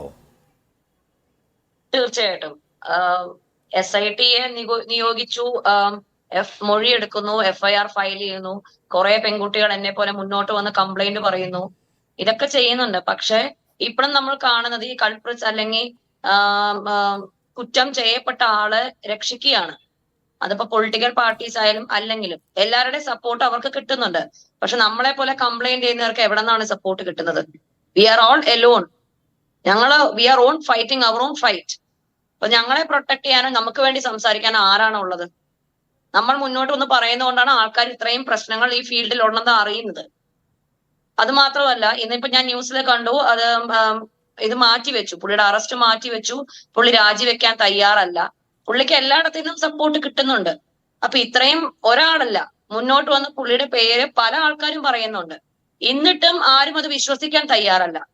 നമ്മളെ പോലെ മുന്നോട്ട് വന്ന് സംസാരിക്കുന്ന ആൾക്കാരുടെ അടുത്ത് കുറെ പേര് പറയുന്നത് ഇതൊക്കെ വെറും ഒരു അലിഗേഷൻ ആണ്, ഇത് പ്രൂവ് ചെയ്യപ്പെടണം, തീർച്ചയായിട്ടും ഇത് പ്രൂവ് ചെയ്യണം, അതല്ല എന്നല്ല ഞാൻ പറയുന്നത്. പക്ഷെ നമ്മുടെ വാക്കുകളിൽ എന്താണ് ഇത്രയും ഒരു ഡൗട്ട്? എന്താണ്? അതാണ് എനിക്ക് മനസ്സിലാവാത്തത്. നമ്മൾ വെറുതെ ആൾക്കാരുടെ അറ്റൻഷൻ ഏറ്റെടുക്കാനോ അല്ലെങ്കിൽ ഇങ്ങനെ ഒരാളുണ്ട്, ഈ ഒരാളെ മാത്രം ടാർഗറ്റ് ചെയ്യേണ്ട കാര്യമില്ലല്ലോ. നമുക്ക് അതുകൊണ്ട് എന്ത് ബെനിഫിറ്റ് ആണോ ഉള്ളത്? ആദ്യം SIT വരുന്നപ്പോ എനിക്ക് ചെറിയൊരു ഹോപ്പ് ഉണ്ടായിരുന്നു, പക്ഷെ ഇപ്പൊ ആ ഹോപ്പ് പോലും ഇല്ല. കുറെ പേർക്ക് എന്തിനാണ് ഈ കൾപ്രിറ്റ്സിനെ സപ്പോർട്ട് ചെയ്യുന്നത്? നമ്മൾ പറയുന്നതൊക്കെ ഫേക്ക് ആണെന്ന് എന്തുകൊണ്ടാണ് ഈ പറയുന്നത്? പിന്നെ അങ്ങനെ ഒരു മെന്റാലിറ്റി ഉള്ളപ്പോ നമ്മളെ പോലുള്ള ആൾക്കാർ മുന്നോട്ട് വന്ന് എങ്ങനെ ഈ കാര്യങ്ങൾ പറയും? ഈ നിങ്ങളെ സപ്പോർട്ട് ചെയ്താൽ മാത്രമേ നമ്മളെ പോലുള്ള ആൾക്കാർ മുന്നോട്ട് വന്ന് സംസാരിക്കാൻ പറ്റുള്ളൂ. ഇത് എല്ലാവരുടെ അടുത്തും പറയാൻ പറ്റത്തുള്ളൂ. ഇത് ഭയങ്കര സന്ധ്യ, ഞാൻ ചോദിക്കട്ടെ ഒരു കാര്യം. അപ്പോൾ അതായത് ഈ ഉന്നയിക്കപ്പെടുന്ന പരാതികൾ പലതും വ്യാജമാണ്, ദുരുദ്ദേശമുള്ളതാണ്. ഇതിനൊരു വിശ്വാസ്യതാ പ്രശ്നം അടിച്ചേൽപ്പിക്കുകയാണോ വളരെ ആസൂത്രിതമായിട്ട് എന്ന് തോന്നുന്നുണ്ടോ? എല്ലാവരും ഫേക്കാണ്, ഈ പറയുന്നതൊക്കെ വേറെന്തോ ഉദ്ദേശം വെച്ചിട്ടാണ്, വ്യാജമാണ് എന്നൊരു പൊതു പ്രതീതി ഉണ്ടാക്കാൻ വളരെ ആസൂത്രിതമായ ശ്രമം നടക്കുന്നുണ്ടോ? തീർച്ചയായിട്ടും എനിക്ക് അങ്ങനെയാണ് തോന്നുന്നത്. ഇത് അടിച്ചു താത്തുകയാണ്. നമ്മൾ പറയുന്നതൊക്കെ ഫേക്ക് ആണ്, ഇവരെ വിശ്വസിക്കരുത്. ഇങ്ങനെ കുറെ ആൾക്കാർ ഇറങ്ങി പുറപ്പെട്ടിട്ടുണ്ട്. മുന്നോട്ട് വന്ന പല മാന്യന്മാരുടെയും മേൽ കുറ്റം ചുമത്തുകയാണ്. മാന്യന്മാരാണെങ്കിൽ ഇത്രയും പേര് വന്ന് കംപ്ലൈന്റ് ചെയ്യും. അത് ഒരാളെ ടാർഗറ്റ് ചെയ്യും, അല്ലെങ്കിൽ 4-5 വ്യക്തികളെ മാത്രം ടാർഗറ്റ് ചെയ്ത് പറയും. നമുക്ക് എന്ത് ബെനിഫിറ്റ് ആണ്? ഞാൻ എന്തായാലും എന്റെ കാര്യം പറയാണ്. ഞാൻ ആരെയും ചീത്തയാക്കി കാണിക്കാനോ അല്ലെങ്കിൽ അവരുടെ ഇമേജ് കളയിക്കാനോ അല്ലെങ്കിൽ പൈസക്ക് വേണ്ടിയോ അല്ല. ഇത് നടന്ന കാര്യമാണ്. ഫിലിം ഫീൽഡിൽ ഇങ്ങനെ നടക്കുന്നുണ്ട്. പിന്നെ മുകേഷിന്റെ കാര്യം, അത് ജെനുവിൻ ആയിട്ട് ആ കുട്ടി എന്നോട് പറഞ്ഞ കാര്യമാണ്. അവരുടെ അമ്മയ്ക്ക് എത്രത്തോളം ട്രോമ അനുഭവിക്കേണ്ടി വന്നു ഈ ഒരു ഇൻസിഡന്റ് കാരണം. അതിനെക്കുറിച്ച് ഈ ഘോരഘോരമായിട്ട് മുന്നോട്ട് വന്ന ഇയാള് നിരപരാധിയാണ് അല്ലെങ്കിൽ വെറുതെ കരിവാരിത്തേക്കാന്ന് പറയുന്ന ആൾക്കാർക്ക് ആ ഒരു ലേഡി അനുഭവിക്കുന്ന ഒരു ട്രോമയെ കുറിച്ച് എന്തറിഞ്ഞിട്ടാണ് ഇവര് സംസാരിക്കുന്നത്? എനിക്കത് മനസ്സിലാവുന്നില്ല. ഓക്കെ, ഇതിനകത്ത് സന്ധ്യ, നിങ്ങൾ ഈ പറഞ്ഞ ഇൻസിഡന്റ് ഉണ്ടല്ലോ, അമ്മയുടെ അനുഭവം എന്ന് പറയുന്നത്, അതിനകത്ത് FIR വന്നോ? എന്താണ് അതിന്റെ സ്റ്റാറ്റസ്? എന്താണ്? ഇല്ല, ഞാൻ പറഞ്ഞല്ലോ, അത് അവരല്ലേ കംപ്ലൈന്റ് കൊടുക്കേണ്ടത്, ഞാനല്ലല്ലോ. I cannot give complaint on their behalf. അപ്പൊ അവര് മുന്നോട്ട് വന്ന് കംപ്ലൈന്റ് കൊടുക്കുകയാണെങ്കിൽ അത് യെസ്, ബട്ട് എനിക്ക് വേറൊരാൾക്ക് വേണ്ടി കംപ്ലൈന്റ് കൊടുക്കാൻ പറ്റില്ല. രണ്ടാമത്തെ കാര്യം, ഞാൻ നേരത്തെ പറഞ്ഞ പോലെ ഐഡന്റിറ്റി, അത് അവര് ആണ് മുന്നോട്ട് വന്ന് സംസാരിക്കേണ്ടത്, ഞാനല്ല. പക്ഷെ ഈ ഷെയർ ചെയ്ത കാര്യം ജെന്യുവിൻ ആയിട്ടുള്ള കാര്യമാണ്, അതിലൊരു തർക്കവും ഇല്ല. എനിക്ക് വെറുതെ മിസ്റ്റർ മുകേഷിനെ കുറിച്ച് മോശമായിട്ട് പറഞ്ഞുകൊണ്ട് എനിക്കൊരു ബെനിഫിറ്റ് കിട്ടാൻ പോകുന്നില്ല. അതിനു വേണ്ടിയല്ല ഞാൻ പറഞ്ഞത്. ശരി സന്ധ്യ, ഒരു മിനിറ്റ്. രാഹുൽ ഈശ്വറിന് ഒരു ചോദ്യം ചോദിക്കാനുണ്ട്. ശരി, സന്ധ്യ മാഡത്തോട് ഒരു ചോദ്യം ചോദിച്ചോട്ടെ. സന്ധ്യ മാഡത്തോട് ഒരു ചോദ്യം. ഒരു പ്രൊഡ്യൂസർ, പേര് പറയുന്നില്ല, കാര്യം അദ്ദേഹത്തിന് അനുകൂലമായ വിധി കിട്ടിയിട്ട് പോലും എന്റെ പേര് പറയരുതേ എന്ന് എന്നെ വിളിച്ച് പറഞ്ഞുകൊണ്ട് പേര് പറയുന്നില്ല, എല്ലാവർക്കും ആളെ മനസ്സിലാവും പറയുമ്പോൾ. ഒരു പ്രൊഡ്യൂസർക്കെതിരെ ഒരു പെൺകുട്ടി കേസ് കൊടുത്തു, എന്നെ റേപ്പ് ചെയ്തു, പീരീഡ്സ് ആയിരിക്കും, വയറ്റ് ചവിട്ടിയതൊക്കെ. അവസാനം കോടതിയിലടക്കം അനുകൂലമായ വിധി ഈ പ്രൊഡ്യൂസർ എന്ന വ്യക്തി നേടി. അവസാനം ഇവർ തമ്മിൽ ബന്ധമുണ്ടായിരുന്നു. ഒരു റോള് കിട്ടാത്തതിന്റെ പേരിൽ, പുതിയൊരു സിനിമയുടെ പേരിൽ റോള് കിട്ടാത്തത് കൊണ്ട് ഇയാൾക്കെതിരെ കേസ് കൊടുത്തതാണ് എന്ന സത്യം വെളിയിൽ വരികയും ചെയ്തു. അപ്പോൾ ആ പ്രൊഡ്യൂസറുടെ അല്ലെങ്കിൽ ആ മനുഷ്യന്റെ, പ്രൊഡ്യൂസർ എന്ന് പറയുന്ന ആളുടെ പേര് പറയേണ്ട ഉദ്ദേശമുണ്ടാണ്, ആ മനുഷ്യന്റെ കുട്ടികൾ സ്കൂളിൽ പോകുമ്പോൾ അവർക്കുണ്ടാകുന്ന വേദനയോ, ആ മനുഷ്യന്റെ അമ്മയ്ക്കുണ്ടാകുന്നു അച്ഛനുണ്ടാകുന്ന വേദനയോ, അവരുടെ കുടുംബങ്ങൾക്കുണ്ടാകുന്ന വേദനയോ ഈ മനുഷ്യൻ ഇന്ത്യയുടെ വെളിയിൽ തന്നെ വിളിച്ചു. ഉദാഹരണം താങ്കൾ നേരത്തെ പറഞ്ഞു. ഞാൻ ചോദിക്കുന്നത് രാഹുൽ ഈശ്വർ, ആ 1-2 വേദനകളെ ഇപ്പോ ഈ പറയുന്ന വിജയ് ബാബുവിന്റെ കേസുമായി ബന്ധപ്പെട്ട സംഗതി എടുത്ത് മുന്നിൽ വെച്ചുകൊണ്ട് വേറൊരു അന്തരീക്ഷം പൊതുവെ ഉണ്ടാക്കാൻ രാഹുൽ ശ്രമിക്കുകയാണ്. പക്ഷെ രാഹുൽ നൈതികതയുടെ വശമാണ്, ധാർമ്മികതയുടെ വശമാണ് പറയാൻ ശ്രമിക്കുന്നത്. എല്ലാം രാഹുൽ പറയണ്ടേ? രാഹുൽ, നമ്മൾ ഈ ചർച്ച എവിടെ നടത്തുന്നത്? ഹേമ കമ്മിറ്റി റിപ്പോർട്ട് എന്ന പേരിൽ നമ്മുടെ മുൻപിലുള്ള നീതിന്യായ രംഗത്ത് നല്ല പാഠവുമുള്ള ഒരാൾ, ഒപ്പം പബ്ലിക് സർവന്റ് എന്ന നിലയ്ക്ക് നല്ല പാഠവുമുള്ള ഒരാൾ, കലാരംഗത്ത് നല്ല പാഠവുമുള്ള അനുഭവമുള്ള കാര്യങ്ങൾ അറിയാവുന്ന ഒരാൾ, അവർ തയ്യാറാക്കിയിട്ടുള്ള ഒരു മെത്തഡോളജി, അതിന്റെ അടിസ്ഥാനത്തിൽ വളരെ ശാസ്ത്രീയമായി രേഖപ്പെടുത്തിയ ഒരു റിപ്പോർട്ട്, ആ റിപ്പോർട്ടിനകത്ത് വ്യാജങ്ങൾ കടന്നുകൂടുമെന്ന് താങ്കൾ വിചാരിക്കുന്നുണ്ടോ? ആ റിപ്പോർട്ടിനെ മുൻനിർത്തിയിട്ടാണ് നമ്മൾ ഈ ചർച്ച. ആ റിപ്പോർട്ടിൽ പറയുന്നത് ഈ ഇൻഡസ്ട്രിക്കകത്ത് മുഴുവൻ ക്രൈം അരങ്ങേറുന്നു വനിതകൾക്കെതിരെ എന്നാണ്. അപ്പൊ അതിനെ എന്താണ് രാഹുൽ മറച്ചു വെച്ചിട്ട് ഏതോ ഒരു പഴയ വിജയ് ബാബുവിന്റെ കേസിനകത്ത് ഇങ്ങനെ ഒരു വിധിയുണ്ട്, അതുകൊണ്ട് ഇത് മുഴുവൻ വ്യാജമാവാനുള്ള സാധ്യതയുണ്ടെന്ന ഒരു നെഗറ്റീവ് ഉണ്ടാക്കാൻ ശ്രമിക്കുന്നത് അത് ധാർമ്മികമാണോ? ശരി, അതിന് പെട്ടെന്നൊരു പറഞ്ഞു ഇത് ആസൂത്രിതമായി ചെയ്യുന്നതൊക്കെയാണെന്ന് പറയുന്നത്. എന്റെ അറിവിൽ കഴിഞ്ഞ 7-8 വർഷമായി രാഹുൽ ഈശ്വർ മാത്രമാണ് പറയുന്നത്. വേറെ അങ്ങനെ പറയുന്ന ആൾക്കാർ പോലും നമ്മളെ നട്ടിക്കും. സാർ ഒന്ന് മറുപടി പറഞ്ഞോട്ടെ സാർ. അതുകൊണ്ട് വേറെ ആരും ആസൂത്രിതമായി പറയുന്നില്ല. പക്ഷെ വേറെ കുറെ പേരുണ്ട് ആസൂത്രിതമായി ഇത്തരം അവസരങ്ങളിൽ പരമാവധി ബാക്കിയുള്ളവരെ രാഹുൽ പറയുന്നതും ജയചന്ദ്രൻ പറയുന്നതും ജയചന്ദ്രന്റെ പാർട്ടി പറയുന്നതല്ല ഇപ്പൊ ഏതാണ്ട് ഒരേ കാര്യമാണ് സാർ. ഒരു വരി അല്ല, ഞാൻ പറഞ്ഞത് രാഹുൽ മാത്രമല്ല, മുകേഷിന്റെ പാർട്ടി ഇപ്പോ പൊതുസമൂഹത്തിലേക്ക് സ്പ്രെഡ് ചെയ്യുന്നത് എന്താണ്? ഇത് വിശ്വസിക്കാറായിട്ടില്ല, ഇത് വിശ്വസിക്കാൻ പറ്റില്ല എന്നാണ് മുകേഷിന്റെ പാർട്ടി ഹേമ കമ്മിറ്റി റിപ്പോർട്ടിനെ കുറിച്ച് കൂടി പറയുന്നത്. എന്താണ് സജി ചെറിയാൻ പറഞ്ഞത്? എന്താണ് ഇതൊക്കെ ശരിയാണോ? ഇതൊക്കെ പരിശോധിക്കേണ്ടതാണ്. രാഹുൽ ഒറ്റയ്ക്കൊന്നും അല്ല. സാർ ശരി, പറഞ്ഞോട്ടെ ശരി. അല്ല, രാഹുൽ എന്നും ഒറ്റയ്ക്കാണ് തുടങ്ങിയിട്ടുള്ളത്. ശബരിമല വിഷയത്തിൽ തുടങ്ങിയപ്പോൾ ഓർക്കണം, ആരും കൂടില്ലായിരുന്നു, പിന്നെ എല്ലാവരും വന്നു. ഈ വിഷയത്തിലേക്കും എല്ലാവരും വരും. കാര്യം എന്താണെന്നറിയാമോ? ആരാന്റെ അമ്മയ്ക്ക് പ്രാന്ത് പിടിക്കുമ്പോൾ നമ്മൾ കല്ലെറിയും, സ്വന്തം അമ്മയ്ക്കാകുമ്പോൾ ആ വേദന ഉണ്ടാവും. അത് അത് നിഷാദിന് ഹേമ കമ്മിറ്റി റിപ്പോർട്ടിനകത്ത് കണ്ടെത്തിയിട്ടുള്ള ഹേമ കമ്മിറ്റി റിപ്പോർട്ട് രാഹുൽ പറയട്ടെ, അതിന്റെ മറുപടിയാണ്. താങ്കൾ എനിക്കൊരു 30 സെക്കൻഡ് തരൂ. താങ്കൾ എനിക്ക് 30 സെക്കൻഡ് തരൂ. ഹേമ കമ്മിറ്റി റിപ്പോർട്ട് തുടങ്ങുമ്പോൾ ഹേമ മാഡം പറയുന്ന ഒരു കാര്യമുണ്ട്. Let me start with a caveat that these experiences are not universal. ഇത് സാർവത്രികമല്ല. രാഹുൽ ഈശ്വറിന്റെ വാക്കല്ല. ഹേമ കമ്മിറ്റി തുടക്കത്തിൽ ഹേമ കമ്മിറ്റി പറയുന്ന കാര്യമാണ്. അപ്പോൾ പക്ഷേ പ്രശ്നങ്ങളുണ്ട്. അതാണ് പൃഥ്വിരാജിന്റെ നിലപാടിന്റെ എല്ലാവരും കൈയിടിക്കുന്നത്. കാര്യം പൃഥ്വിരാജ് അമ്മയ്ക്ക് പറ്റിയ വീഴ്ചകൾ പറഞ്ഞു, പ്രശ്നങ്ങളുണ്ടെന്ന് പറഞ്ഞു, താൻ നേരിട്ട പ്രശ്നങ്ങൾ പറഞ്ഞു, എന്നിട്ട് പറഞ്ഞു വ്യാജ പരാതി ഉണ്ടെങ്കിൽ അതും അഡ്രസ് ചെയ്യണം, അവരും അനുഭവിക്കണമെന്ന്. ആ ബാലൻസ് എടുത്താൽ മാത്രം മതി, വേറെ ആരും വേണ്ട. ഇനി രണ്ട്, നിഷാദിന് ഓർമ്മ കാണും, നമ്മുടെ പ്രഗത്ഭനായ ഒരു മാധ്യമപ്രവർത്തകൻ ഗൗരിദാസൻ നായർ സാർ, ഹിന്ദുവിലുണ്ടായിരുന്ന വ്യക്തി, ഏറ്റവും മിടുക്കനായ നമുക്കെല്ലാം അറിയുന്ന സീനിയർ ആയിരുന്നു. 2018 അദ്ദേഹത്തിന് നേരെ ആരോപണങ്ങൾ ബ്ലോഗ് പോസ്റ്റിൽ എഴുതി. അതോടെ അദ്ദേഹത്തിന്റെ കരിയർ തീർന്നു, ജീവിതം തീർന്നു, പൊതുമണ്ഡലത്തിൽ നിന്ന് പോയി. അദ്ദേഹം കുറ്റക്കാരനാണോ തെറ്റുകാരനാണോ പരാതി കൊടുത്തോ ആർക്കും അറിയില്ല. അദ്ദേഹത്തിനെതിരെ പരാതിയും കാര്യങ്ങളൊന്നും വന്നില്ല. ഒരു ബ്ലോഗ് പോസ്റ്റിൽ ഒരാൾ എഴുതിയപ്പോൾ താഴെ വേറൊരാൾ അതിന് മറുപടിയായിട്ട് പുള്ളിയുടെ പേരെഴുതി. അതോടെ പുള്ളിയുടെ കരിയറും ജീവിതവും തീർന്നു. നാളെ ശ്രീ നിഷാദ് റാവുത്തറും രാഹുൽ ഈശ്വറും ഡോക്ടർ ജിൻഡോ ജോണും അപ്പുറത്തിരിക്കുന്ന ഇടതുപക്ഷ സഹായത്രികനായ സാറും അടക്കം നമ്മളെല്ലാം ആരെങ്കിലും ഒരാളുടെ ബ്ലോഗ് പോസ്റ്റിൽ തീരാനുള്ള ജീവിതങ്ങളായി മാറും. ഇനി രണ്ട്, ജെനുവിൻ കേസ് ഉണ്ടെങ്കിൽ അന്വേഷിക്കട്ടെ. അവിടെയാണ് ഒറ്റ വരി പറഞ്ഞാൽ അങ്ങേ കൺവിൻസ്ഡ് ആകും. കോടതിയിൽ പരാതി പോകട്ടെ. കോടതി പ്രഥമ ദൃഷ്ട്യാ കേസെങ്കിലും ഉണ്ടെന്ന് പറഞ്ഞാൽ ഇവർക്ക് മാറി നിൽക്കാം. രണ്ട്, കോടതി കുറ്റക്കാരനാണെന്ന് കണ്ടെത്തിയാൽ ഇവരുടെ പേര് പറയാം. ഇരയുടെ പേര് വെളിയിൽ പറയാത്തതുപോലെ കുറ്റാരോപിതന്റെ പേരും ഉത്തരവ് വരുന്നത് വരെ വെളിയിൽ പറയരുത്. അപ്പോ നെയിം ആൻഡ് ഷെയിം പറഞ്ഞ് അപകീർത്തിപ്പെടുത്തുക, നാണം കെടുത്തുക എന്ന സ്ട്രാറ്റജിയിൽ നിന്ന് ആൾക്കാർ മാറും. ഇത് രഞ്ജൻ ഗൊഗോയ്ക്ക് വന്നല്ലോ. ഈ നിയമത്തിന്റെ തലത്ത് ചീഫ് ജസ്റ്റിസ് ആയ രഞ്ജൻ രാഹുലിന്റെ എത്രയോ കാലമായിട്ടുള്ള പോയിന്റാണ് അത്, ഞാൻ തർക്കില്ല. പക്ഷെ രാഹുൽ പറഞ്ഞ 1-2 ഉദാഹരണങ്ങളെക്കാൾ അപ്പുറത്താണ് സ്ത്രീകൾ അനുഭവിച്ച ദുരിതത്തിന്റെ യാഥാർത്ഥ്യം എന്നത് കാണണം. ഇവിടെ നമ്മൾ വെറുതെ ക്രൈം റെക്കോർഡ്സ് ബ്യൂറോയുടെ കണക്കെടുത്ത് നോക്കിയാൽ സ്ത്രീകൾ എല്ലാ മേഖലയിലും അനുഭവിക്കുന്ന ദുരിതത്തിന്റെ അവർ വരുന്ന ക്രൈമിന്റെ ഡീറ്റെയിൽസ് അല്ല, ക്രൈമിന്റെ ഡീറ്റെയിൽസ് എടുത്ത് പരിശോധിച്ചാൽ ഏതാണ് യഥാർത്ഥത്തിൽ ഭീതിതമായ യാഥാർത്ഥ്യം എന്ന് ബോധ്യപ്പെടും. ഡൽഹി വനിതാ കമ്മീഷന്റെ ഉണ്ട്, ഫേക്ക് റേപ്പ് കേസുകളുണ്ട്, ഫേക്ക് പോക്സോ കേസുകളുണ്ട്, അതൊക്കെ ഉണ്ട്. ഫേക്ക് പോക്സോ കേസുകളുണ്ട്. ഫേക്ക് പോക്സോ കേസുകളെ കുറിച്ച് കേരള ഹൈക്കോടതി തന്നെ ഉണ്ട്. കേരള ഹൈക്കോടതി എന്തിനാ ഡൽഹി പോന്നേ? ഡൽഹിയിൽ നിന്നാ പോകുന്നത്? കേരള ഹൈക്കോടതി വ്യാജ പോക്സോ കേസുകളെ കുറിച്ചും അത് ഉപയോഗിച്ച ആളുകളെ വേട്ടയാടുന്നതിനെ കുറിച്ചും വിധി പറഞ്ഞിട്ടുണ്ട്, ഒക്കെ ഉണ്ട്. അതുള്ളപ്പോ അതുപയോഗിച്ചുകൊണ്ട് സ്ത്രീകൾ അനുഭവിക്കുന്ന തൊഴിൽ മേഖലയിൽ അവർ അനുഭവിക്കുന്ന മുഴുവൻ പ്രശ്നങ്ങളെയും കൂടി അടച്ചു തീർത്ത് കളയാം എന്ന് കരുതുന്നതിൽ പ്രശ്നമുണ്ട്. അല്ലല്ല, ഒരൊറ്റ വരിയെ എടുക്കൂ. കേസ് വരുമ്പോ നമ്മൾ പുരുഷന്റെ കൂടെ നിൽക്കരുത്, സ്ത്രീയുടെ കൂടെ നിൽക്കരുത്, സത്യത്തിന്റെ കൂടെ നിൽക്കണം. പുരുഷന്റെ കൂടെ നിൽക്കണ്ട, സ്ത്രീയുടെ കൂടെ നിൽക്കണ്ട. സ്ത്രീ സംരക്ഷകരായി ഇര എന്ന് വിളിച്ചോളൂ, കുഴപ്പമില്ല. പക്ഷേ ആരുടെയും കൂടെ നിൽക്കണ്ട. കോടതി വിധി വന്നാൽ അതിനോടൊപ്പം നമ്മൾ നിൽക്കണം. അതൊരു ഫെയർ പൊസിഷൻ അല്ലേ? ശരി, ഞാൻ ഇവിടെ എടുത്തുന്നു, വേഗം തിരിച്ചു വരാം ഈ പാനലിലേക്ക് വളരെ പെട്ടെന്ന്.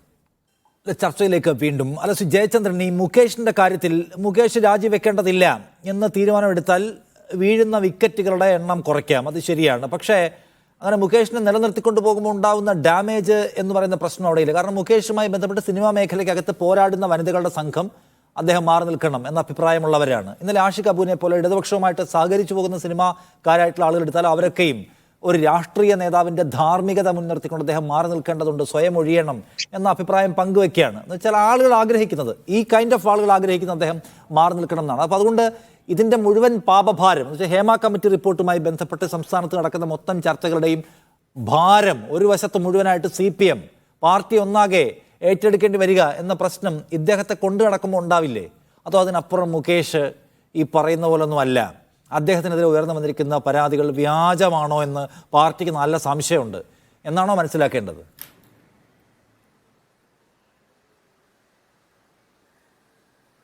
പാർട്ടിക്ക് മുകേഷിനെതിരെ ഉന്നയിക്കപ്പെട്ട ആരോപണങ്ങൾ വ്യാജമാണ് എന്നൊരു നിലപാട് CPM-നില്ല.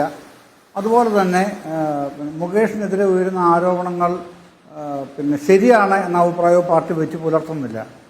കാരണം വ്യക്തമാണല്ലോ, നമുക്കെല്ലാവർക്കും അറിയാമല്ലോ, പോലീസിൻ്റെ അന്വേഷണത്തിലിരിക്കുന്ന ഒരു കേസാണ് മുകേഷിൻ്റെ അടക്കമുള്ള സിനിമാ മേഖലയിലെ നിരവധി പ്രവർത്തകരുടെ കേസ്. അത് നിഷാദ്, നമുക്കാർക്കും അറിയാത്തതല്ലോ എന്താണ് അന്ന് അവർ പറഞ്ഞിട്ടുള്ളതെന്നുള്ളത്. മുഖ്യമന്ത്രിയുടെ ഓഫീസിൽ നിന്ന് ഒരു വാർത്താക്കുറിപ്പ് 24-ാം തീയതി ഇറക്കിയിട്ടുണ്ടല്ലോ.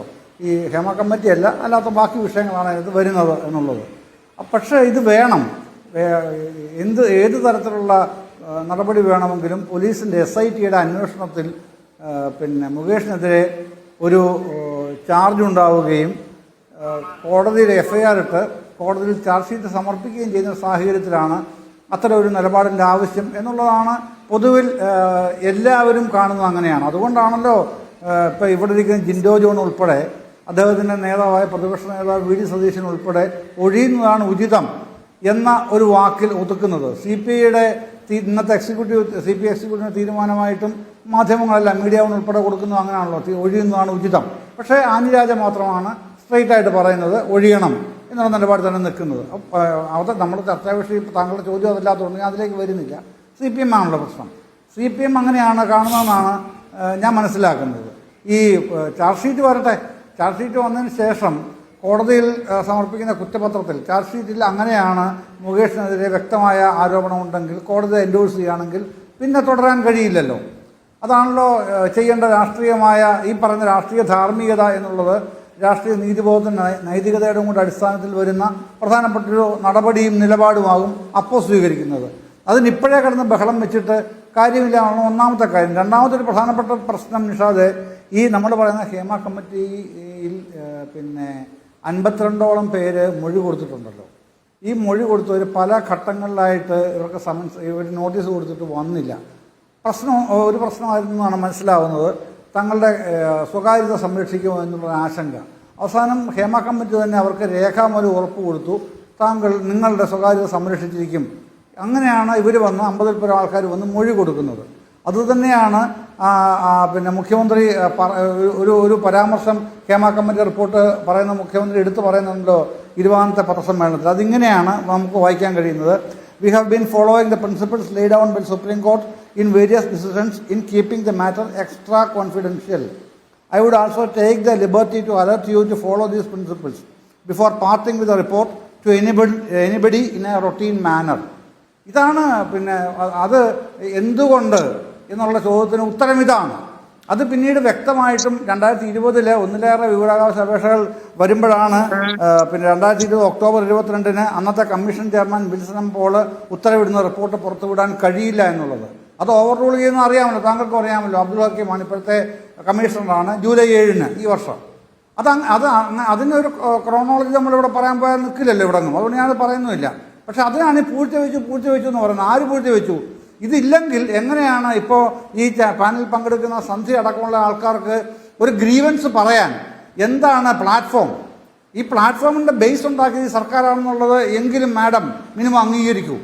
ബാക്കി കാര്യങ്ങൾ നിങ്ങൾക്ക് നീതി കിട്ടുന്നില്ലെങ്കിൽ ഈ മാധ്യമം മീഡിയ വൺ ഉൾപ്പെടെയുള്ള കേരളത്തിലെ മുഴുവൻ മാധ്യമങ്ങളും, പിന്നെ പ്രതിപക്ഷത്തിൻ്റെ കാര്യം പ്രത്യേകിച്ച് പറയേണ്ട, ജിൻഡോ ജോൺ അടക്കമുള്ള ആൾക്കാർ എന്നെപ്പോലുള്ളവർ തീർച്ചയായിട്ടും നിങ്ങൾക്ക് നീതി ലഭിച്ചില്ലെങ്കിൽ നിങ്ങളുടെ ഇഷ്യൂ ജെന്യൂൻ ആണെങ്കിൽ നിങ്ങളുടെ കൂടെ തന്നെ ഉണ്ടാവും.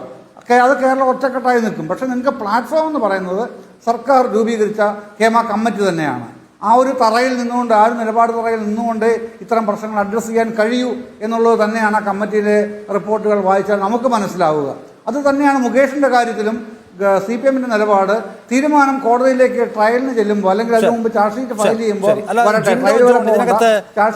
വലിയ പ്രളയം പോലെ വരുന്നുണ്ട്. ചില ആളുകൾ പരാതി പറയുന്നു, ചിലത് മാറ്റി പറയുന്നു. അപ്പോൾ മൊത്തത്തിൽ ചില ആളുകൾ ഇത് മുതലെടുക്കാൻ ശ്രമിക്കുന്നു, ചില ആളുകൾ പക വീട്ടാൻ ശ്രമിക്കുന്നു. അതുകൊണ്ട് കരുതലോടെ ഒരു സമീപനം വേണം എന്നൊരു ചിന്തയോ മറ്റോ നിങ്ങൾക്കും ഉണ്ടോ? അതുകൊണ്ടാണോ ഈ ഉചിതം എന്നൊക്കെ പറയുന്നത് എന്ന് ശ്രീ ജയചന്ദ്രൻ ചൂണ്ടിക്കാണിക്കുകയും ചെയ്തു.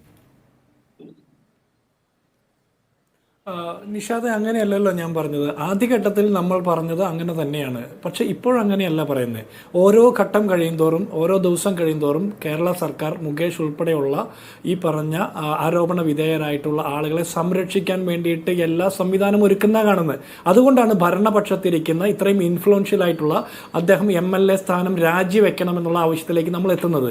ഇതിനു മുമ്പ് തന്നെ മഹിളാ കോൺഗ്രസ് ഉൾപ്പെടെ യൂത്ത് കോൺഗ്രസ് ഉൾപ്പെടെയുള്ള സംഘടനകൾ ആവശ്യം ഉന്നയിച്ചിട്ടുണ്ട്. ഇപ്പോൾ അതിൻ്റെ നമ്മൾ ഓരോ നാൾ വഴികളും എണ്ണി നോക്കുമ്പോൾ മുകേഷിന് അത്രത്തോളം സൗകര്യങ്ങൾ ചെയ്ത് കിട്ടുകയാണ്. ഞാൻ ഒരു കാര്യം ചോദിക്കട്ടെ, ഇവിടെ നൈതികതയുടെ കാര്യമാണ് ജയചന്ദ്രൻ സാർ വീണ്ടും പറയുന്നത്. ഈ ആനി രാജയ്ക്ക് താങ്കൾ പറഞ്ഞ നൈതികത മനസ്സിലാകാഞ്ഞിട്ടാണോ അവർ മുകേഷിന്റെ രാജി ആവശ്യപ്പെട്ടത്? CPIയുടെ സംസ്ഥാന കൗൺസിൽ മുകേഷിന്റെ രാജി ആവശ്യപ്പെടുന്നത് അവർക്ക് നൈതികത ഇല്ലാഞ്ഞിട്ടാണോ? കൊല്ലത്തെ CPMന്റെ ജില്ലാ കമ്മിറ്റിയിൽ മുകേഷിനെതിരെ മുഴുവൻ ആളുകളും അഭിപ്രായം ഉന്നയിക്കുന്നത് അവർക്കാർക്കും നീതിബോധം ഇല്ലാഞ്ഞിട്ടാണോ? അല്ലല്ലോ. സ്വന്തം മുന്നണിയിലെയും സ്വന്തം പാർട്ടിയിലെയും മുന്നണിയിലെയും സ്ത്രീകൾക്ക് ബോധ്യപ്പെടാത്ത എന്ത് നൈതികതയെക്കുറിച്ചിട്ടാണ് താങ്കൾ ഈ പറയുന്നത്? ഈ മുകേഷ് തന്നെ പാർട്ടിയിൽ നിന്ന് അദ്ദേഹത്തിന്റെ പീഡനവുമായി ബന്ധപ്പെട്ട പരാതിയിൽ അദ്ദേഹത്തിന് പിന്തുണ കിട്ടിയില്ലെന്നും പറഞ്ഞ് കൊടി പിടിച്ചുകൊണ്ട് നിൽക്കുന്ന ആ കൊടിയുടെ ചിത്രം ഫേസ്ബുക്കിൽ നിന്ന് മാറ്റുന്ന അത്രത്തോളം ധാർഷ്ട്യം കാണിക്കുന്ന മുകേഷിനെ ചുമക്കാനുള്ള എന്ത് രാഷ്ട്രീയ ബാധ്യതയാണ് CPM പോലുള്ള രാഷ്ട്രീയ പാർട്ടിക്കുള്ളത്? കുറെ കാലം മുമ്പ് CPM-ന്റെ ഒരു പ്രമുഖ യുവ നേതാവ് പറയുന്നുണ്ടായിരുന്നു മുകേഷ് ബ്രാൻഡ് അംബാസിഡർ ആണെന്ന്. മുകേഷ് മലയാള സിനിമയിലെ പീഡനത്തിന്റെ ബ്രാൻഡ് അംബാസിഡർ ആണോ എന്നുള്ള തർക്കമാണ് ഇപ്പോൾ കേരളത്തിൽ നടക്കുന്നത്. കാരണം ഏറ്റവും കൂടുതൽ ആളുകൾ പരാതി പറയുന്നത് മുകേഷിനെ കുറിച്ചിട്ടാണ്. നിരന്തരമായിട്ട് സ്വന്തം പാർട്ടിയിലെയും മുന്നണിയിലെയും സ്ത്രീകൾക്ക് വിശ്വാസമില്ലാത്ത പിണറായി വിജയന്റെയും അദ്ദേഹത്തിന്റെ സർക്കാരിന്റെയും അദ്ദേഹത്തിന്റെ പാർട്ടിക്കും വേണ്ടിയിട്ട് പേനയുന്തുന്ന സാംസ്കാരിക പ്രവർത്തകരടക്കമുള്ള സ്ത്രീകൾ മുകേഷിനെ മാറ്റി നിർത്തണമെന്ന് പറയുമ്പോൾ അവരെല്ലാവരും UDF-ഉം കോൺഗ്രസും ഒക്കെ പറയുന്ന ഈ നീതിയില്ലായ്മയാണോ പറയുന്നത് എന്നാണോ താങ്കൾ പറയുന്നത്? എനിക്കത് മനസ്സിലാകുന്നില്ല. പാർട്ടിയിലും വീട്ടിലും എന്തിനാ നാട്ടിൽ പോലും വിശ്വാസ്യതയില്ലാത്ത ഒരാളെ എന്തിനാണ് MLA ആയിട്ട് ചുമന്ന് നിർത്തുന്നതെന്നാണോ ഇവിടെ തർക്കം? അദ്ദേഹം MLA ആയിട്ട് നിലനിൽക്കുന്നിടത്തോളം കാലം അദ്ദേഹം ഇതിൽ പരമാവധി ഇടപെടാൻ ശ്രമിക്കും. പിന്നെ താങ്കൾ പറഞ്ഞ ഹേമ കമ്മിറ്റി റിപ്പോർട്ട് ഈ ഇരകളായിട്ടുള്ളവരുടെ സ്വകാര്യത മാനിക്കും എന്ന് ഉറപ്പ് കൊടുത്തതിന്റെ പേരിലാണ് റിപ്പോർട്ട് അങ്ങനെ പുറത്തുവിടാതിരുന്നതെന്ന്. എങ്കിൽ എനിക്ക് താങ്കളോട് ഒരു ചോദ്യമുണ്ട്. 2023 ജൂലൈ മാസത്തിൽ സിനിമയുമായി ബന്ധപ്പെട്ട നയരൂപീകരണ സമിതി രൂപീകരിച്ചപ്പോൾ മുകേഷ് അടക്കമുള്ള ആളുകൾ അതിൽ വന്നു. അവരുടെ ടേംസ് ഓഫ് റെഫറൻസിൽ കൊടുത്തിരിക്കുന്നത് ഹേമ കമ്മിറ്റി റിപ്പോർട്ടിന്മേൽ പഠിച്ച് അതിന്മേൽ വേണ്ടത്ര ശുപാർശകൾ നൽകണമെന്നാണ്. അങ്ങനെയാണെങ്കിൽ ഹേമ കമ്മിറ്റി റിപ്പോർട്ട് കേരളത്തിലെ പൊതുസമൂഹത്തിന് കിട്ടുന്നതിന് മുമ്പ് മുകേഷ് അടക്കമുള്ള ആളുകളുടെ കൈവശം കിട്ടിയെന്നല്ലേ തെളിവ്? അപ്പോൾ കേരളത്തിലെ സാംസ്കാരിക മന്ത്രി പോലും വായിക്കാത്ത ഹേമ കമ്മിറ്റി റിപ്പോർട്ടാണ് ഈ നയരൂപീകരണ സമിതിക്ക് മുമ്പിൽ 2023 ജൂലൈ മാസം കിട്ടിയത്. അല്ല എന്ന് താങ്കൾക്ക് പറയാൻ പറ്റുമോ? അല്ലെങ്കിൽ പിന്നെ സാംസ്കാരിക മന്ത്രി തന്നെ പലവട്ടം പറഞ്ഞിട്ടുണ്ട് ഹേമ കമ്മിറ്റി റിപ്പോർട്ടിലെ നിർദ്ദേശങ്ങൾ നടപ്പാക്കിയെന്ന്. വായിച്ചിട്ടില്ല എന്ന് ഒരു പക്ഷത്ത് പറയുകയും അതിലെ നിർദ്ദേശങ്ങൾ നടപ്പാക്കിയെന്ന് മറുപക്ഷം പറയുകയും ഇതിൽ ആദ്യം രാജിവെക്കേണ്ടത് കേരളത്തിലെ സാംസ്കാരിക വകുപ്പ് മന്ത്രിയാണ്. അല്ല, ഞാൻ പറഞ്ഞു പൂർത്തിയാക്കട്ടെ. ഒരൊറ്റ വാചകം കൂടി പറയാനുള്ളൂ. ഇവിടെ രാഹുൽ ഈശ്വർ പറഞ്ഞ ഒരു കാര്യത്തോടും കൂടി മറുപടി പറയാനുണ്ട്. അദ്ദേഹം പറഞ്ഞ ഒരു ബ്ലോഗ് പോസ്റ്റ് നാളെ വന്നാൽ നിഷാദ് റാവുത്തറോ അല്ലെങ്കിൽ രാഹുൽ ഈശ്വറോ ജിൻഡോ ജോൺ അടക്കമുള്ള ആളുകളുടെ പൊളിറ്റിക്കൽ കരിയർ അല്ലെങ്കിൽ പബ്ലിക് ലൈഫ് ഇല്ലാതാവുന്നു. എനിക്കൊരു പേടിയുമില്ല രാഹുൽ ഈശ്വറെ. ഞങ്ങളും പൊതുപ്രവർത്തനത്തിന്റെ ഭാഗമായിട്ട് നിരവധി പെൺകുട്ടികളും സ്ത്രീകളുമായിട്ട് ഇടപെടുന്ന ആളുകളാണ്. ബ്ലോഗ് പോസ്റ്റ് അല്ല, എന്ത് വന്നാലും ഒളിച്ചോടുകയുമില്ല, മുൻകൂർ ജാമ്യം തേടാനും പോകില്ല, ആരുടെ മുമ്പിൽ മാറി നിൽക്കേണ്ട സാഹചര്യമില്ലെന്ന പൂർണ്ണ ഉത്തരവാദിത്ത ബോധ്യമുള്ളത് കൊണ്ടാണ് ഇങ്ങനെ സംസാരിക്കുന്നത്. അങ്ങനെ ആരെങ്കിലും പറയുന്ന കള്ളപ്പരാതിയിലൊന്നും പോകുന്ന ആളുകളല്ല ഞങ്ങൾ. പക്ഷേ ഈ പറയുന്ന കേസുകൾ 1-2 കേസുകളൊക്കെ നിങ്ങൾ ഉദാഹരിച്ചുകൊണ്ട് ഈ നിരവധിയായിട്ടുള്ള പെൺകുട്ടികളുടെ വർഷങ്ങളായിട്ടുള്ള പരാതിയെ ഇല്ലാതെ ഇരിക്കുന്നു. ഒരു പ്രൊഡ്യൂസർക്ക് നിങ്ങൾ ഒരു പ്രൊഡ്യൂസർക്ക് അനുകൂലമായിട്ടുള്ള വിധിയെ കുറിച്ച് പറഞ്ഞല്ലോ. ഒരു യുവനടി കൊച്ചി നഗരത്തിൽ ഓടിക്കൊണ്ടിരിക്കുന്ന വാഹനത്തിൽ അതിക്രൂരമായിട്ട് ബലാത്കാരം ചെയ്യപ്പെട്ടതിനെ കുറിച്ചിട്ടുള്ള ആ വിഷയത്തെ കുറിച്ച് ഈ നിമിഷം വരെ താങ്കൾക്ക് പറയാൻ പറ്റിയോ? ദിലീപ് നിരപരാധിയാണെന്ന് പറയുകയും ആ പോയിന്റ് എടുത്ത് തുടരുകയും ചെയ്യുന്ന ആളാണ് രാഹുൽ ഈശ്വർ. ഞാനൊന്ന് പറയാം. ജയചന്ദ്രൻ, ഈ റിപ്പോർട്ട് കൊടുക്കാത്ത ഒന്നാണ്, ആരും കാണാത്ത ഒന്നാണ്, പുറത്തുവിടാത്ത ഒന്നാണെന്നൊക്കെ പറയുമ്പോൾ സിനിമാ നയരൂപീകരണ ചർച്ചയ്ക്കായി ഉണ്ടാക്കിയ ഷാജി എൻ കരുണിന്റെ നേതൃത്വത്തിലുള്ള ടീമിന് ഇത് നേരത്തെ കൊടുത്തുവെന്നാണ് ജിൻഡോ ജോണിന്റെ ഒരു പ്രധാനപ്പെട്ട പരാമർശം. അത് പൾസർ സുനിയാണ്, ദിലീപ് അല്ല. പൾസർ സുനി ആയിക്കോട്ടെ, കോടതിയുടെ മുമ്പിൽ കുറ്റപത്രത്തിൽ പേരുള്ള നിരപരാധിയാണെന്ന് ബോധ്യമാണുള്ളത്. കോടതിയല്ല പറഞ്ഞത്. നേരത്തെ ഒരു പ്രൊഡ്യൂസറുടെ കാര്യം പറഞ്ഞു, കോടതി പറഞ്ഞപ്പോൾ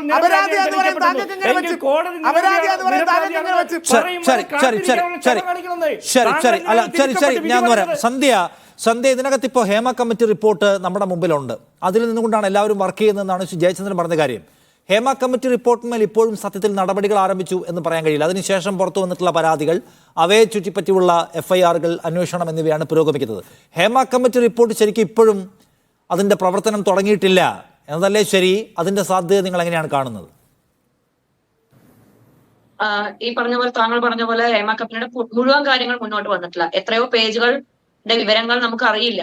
അപ്പൊ അതും കൂടെ മുന്നോട്ട് വന്നാൽ മാത്രം നമുക്ക് ഈ കാര്യങ്ങൾ അറിയുള്ളൂ. പിന്നെ ആരൊക്കെയാണ് ബാധിക്കപ്പെട്ടവര്, അവരുടെ കാര്യങ്ങൾ നമുക്ക് അറിയില്ല. ഇവിടെ എവിടെയും കുറച്ച് ഡീറ്റെയിൽസ് മാത്രം നമുക്ക് അറിയാൻ പറ്റുന്നുള്ളൂ. അത് ആദ്യത്തെ കാര്യം. രണ്ടാമത്തെ കാര്യം, എനിക്ക് രാഹുൽ ഈശ്വറിനോട് ഒരു കാര്യം പറയാനുണ്ട്. നിങ്ങൾ നേരത്തെ ഒരു പ്രൊഡ്യൂസറിന്റെ കാര്യം പറഞ്ഞു. ആ പ്രൊഡ്യൂസറിന്റെ കാര്യം പറഞ്ഞപ്പോ ഒരു ലേഡി ഒരു നാടകമൊക്കെ കളിച്ച് പൈസ വാങ്ങിക്കാൻ വേണ്ടിയാണ് അതൊക്കെ ചെയ്തതെന്ന് പറഞ്ഞു. നിങ്ങൾ എന്തിനാണ് രാഹുൽ എല്ലാ സ്ത്രീകളെ ഒരേ കണ്ണോടെ കാണുന്നേ? എനിക്ക് മനസ്സിലാവുന്നില്ല. ഇപ്പൊ നിങ്ങളുടെ വീട്ടിലൊരു സ്ത്രീ ഉണ്ട്, അവരാർക്കെങ്കിലും എതിരെ കംപ്ലൈന്റ് ചെയ്യാണ്, നാളെ ആ വ്യക്തി വന്ന് പറയാണ് നിങ്ങളുടെ വീട്ടിലിരിക്കുന്ന സ്ത്രീ വന്ന് കള്ളം പറയാണ്, ഫേക്ക് സ്റ്റോറീസ് പറയാണ്, നിങ്ങൾ സഹിക്കുമോ അത് കേട്ടാൽ? എനിക്ക് മനസ്സിലാവുന്നില്ല. നിങ്ങളുടെ എല്ലാ ഡിബേറ്റിലും നിങ്ങൾ അത് തന്നെയാണ് പറയുന്നത്. വെറുതെ ഓക്കെ, അപ്പൊ എല്ലാവരെയും ഒരുപോലെ ഒരേ കള്ളിയിൽ പെടുത്തരുതെന്ന പോയിന്റ് ഉണ്ട്. അതേസമയം എല്ലാം കോടതിയിൽ തെളിയട്ടെ എന്ന പോയിന്റ് രാഹുൽ ഈശ്വർ ആവർത്തിച്ച് പറയുകയും ചെയ്തു. എന്തായാലും ഇതിനകത്ത് നീതിയുക്തവും സുതാര്യവും സത്യസന്ധവുമായ അന്വേഷണം നടക്കട്ടെ എന്ന് നമുക്കിപ്പോൾ പറയാൻ കഴിയും. ഞാൻ അവസാനിപ്പിക്കാൻ സമയമാണ് ഇടപെടുക. താങ്ക് യു രാഹുൽ ഈശ്വർ, സന്ധ്യ, ജിൻഡോ, ജയചന്ദ്രൻ ചർച്ചയിൽ പങ്കെടുക്കുന്ന അഭിപ്രായങ്ങൾ പറഞ്ഞു. മുകേഷിന്റെ